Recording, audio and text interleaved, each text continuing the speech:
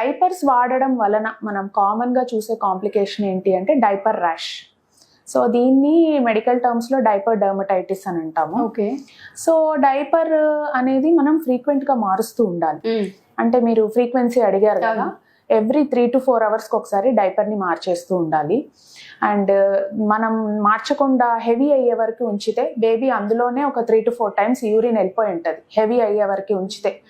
So అలా ఎక్కువసేపు ఉంచి అండ్ బేబీ మోషన్ పాస్ చేసిన తర్వాత కూడా వెంటనే మనం మార్చకపోతే బేబీకి ర్యాష్ వచ్చే అవకాశం అనేది ఎక్కువగా ఉంటుంది. ఓకే.